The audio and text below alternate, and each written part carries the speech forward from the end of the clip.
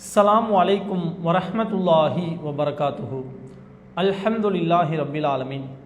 அன்பார்ந்த அல்லாஹுவின் நல்லடியார்களே, குர்பானியின் சட்டங்கள் தொடர்பாக ஒருவர் எத்தனை நாட்கள் குர்பானி கொடுத்து கொள்ளலாம் என்பதை பற்றியும் நாம் அறிந்து கொள்ள வேண்டும். பொதுவாகவே குர்பானியினுடைய ஆரம்ப நேரம் என்ன என்பதை பற்றி நாம் அறிந்து வைத்திருப்போம். ஒருவர் பெருநாள் தொழுகையை தொழுதுவிட்ட பிறகுதான் அவர் குர்பானி கொடுக்க வேண்டும். பெருநாள் தொழுகையை தொழுவதற்கு முன்பாக யாரேனும் ஒருவர் தன்னுடைய பிராணியை அறுத்து விடுவார்கள் என்றால் அது குர்பானியாக கருத்தில் கொள்ளப்படாது. அது இறைச்சிக்காக அறுக்கப்பட்ட ஒரு பிராணிதானே ஒழிய அது இறைவனுடைய பார்வையில் குர்பானி என்ற வணக்கமாக மாறாது என்பதற்கு பல நபிமொழிகள் இருக்கிறது.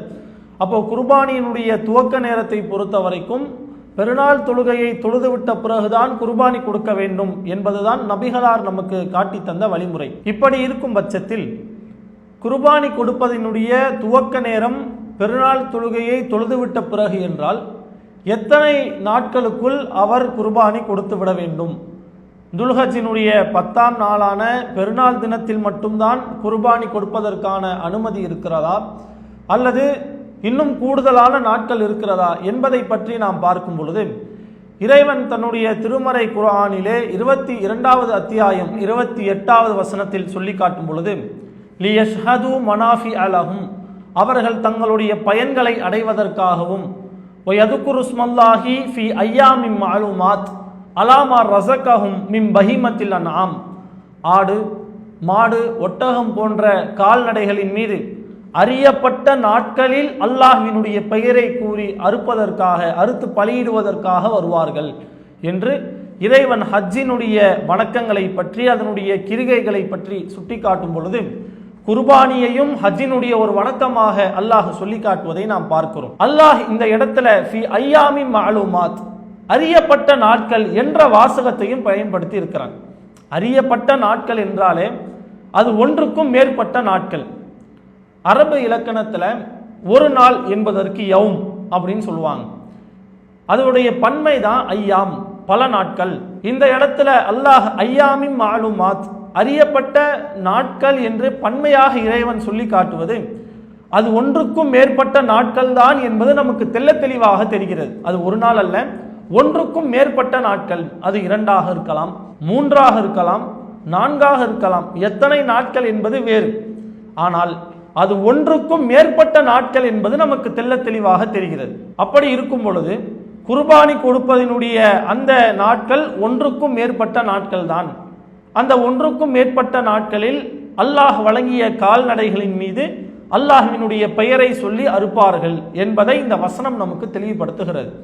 அப்ப துல்ஹஜ் மாதத்தினுடைய 10ஆம் நாள் மட்டும்தான் ஒருவர் குர்பானி கொடுக்க வேண்டும் என்பது தவறான ஒரு கருத்து. ஒன்றுக்கும் மேற்பட்ட நாட்கள் இருக்கிறது, அந்த நாட்களில் குர்பானி கொடுத்து கொள்ளலாம் என்பதை இந்த வசனம் நமக்கு தெள்ள தெளிவாக சொல்லி காட்டுவதை நாம் பார்க்கிறோம். சரி, ஒன்றுக்கும் மேற்பட்ட நாட்கள் என்றால் எதுவரையிலும் நாம் குர்பானி கொடுக்கலாம்? இந்த வசனத்தில் இருந்தே அதனுடைய விடையையும் நம்மால் பெற்றுக்கொள்ள முடியும். இறைவன் குர்பானியை ஹஜ்ஜினுடைய ஒரு வணக்கமாகத்தான சொல்லி காட்டுறான். அப்படி இருக்கும் பட்சத்தில் ஹஜ்ஜினுடைய வணக்கங்கள் எப்பொழுது வரை நீடிக்கிறது? அதனுடைய இறுதி நேரத்தை பாருங்கள்.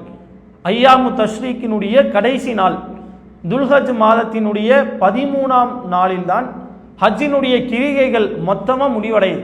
அதற்கு பிறகு எந்த ஒரு கிரிகையும் இல்லை. அந்த நாளுக்கு பிறகு எந்த கிரிகையும் கிடையாது. ஐயாமு தஷ்ரீக்கினுடைய கடைசி நாளில் தான் எல்லா கிரிகைகளும் முடிவடைகிறது. அந்த ஹஜ்ஜினுடைய கிரிகைகளில் ஒன்றாக இந்த குர்பானி இருக்கும் பொழுது இதையும் ஐயாமு தஷ்ரீக்கினுடைய இறுதி நாட்கள் வரையிலும் நாம் அறுப்பதை நீடித்து கொள்ளலாம் என்று நம்மளால் விளங்கிக் கொள்ள முடியும். ஒன்றுக்கும் மேற்பட்ட நாட்கள், துவக்க நேரம் பெருநாள் தொழுகையை தொழுதுவிட்ட பிறகு அதனுடைய இறுதி நேரம் பொறுத்த வரையிலும் அது ஹஜ்ஜினுடைய கிரிகைகள் முடிவடையக்கூடிய நாளான ஐயாமு தஷ்ரீக்கினுடைய கடைசி நாள் துல்ஹஜ் மாதத்தினுடைய 13ஆம் நாள் வரை நீடிக்கிறது என்பதுதான் இந்த குர்பானியை அறுப்பதற்குரிய நாட்களாக நாம் கவனத்தில் கொள்ள வேண்டும். ஒரே ஒரு நாளில் தான் குர்பானி கொடுக்கணும் என்பது தவறான ஒரு கருத்து. ஒன்றுக்கும் மேற்பட்ட நாட்கள் என்று அல்லாஹ் சொல்லி காட்டுகிறான். அந்த ஒன்றுக்கும் மேற்பட்ட நாட்கள் துல்ஹஜ் 10, 11, 12, 13 மொத்தம் 4 நாள். இந்த நாட்களில் ஹஜ்ஜினுடைய கிரிகைகள் முடிவடையக்கூடிய அந்த நாள் வரை இந்த நாட்களில் ஒருவர் குர்பானி கொடுப்பாரே ஆனால் அது இறைவனால் ஏற்றுக்கொள்ளப்படக்கூடிய ஒரு விஷயமாக இருக்கிறது. இதை நாம் கவனத்தில் கொண்டு இந்த குர்பானி என்ற வணக்கத்தை நாம் சரியான முறையில் செய்து முடிப்பதற்கு அல்லாஹ் நமக்கு உதவி செய்வானாக. அஸ்ஸலாமு அலைக்கும் வரஹ்மத்துல்லாஹி வபரகாத்துஹு. அல்லாஹு அக்பர், அல்லாஹு அக்பர்.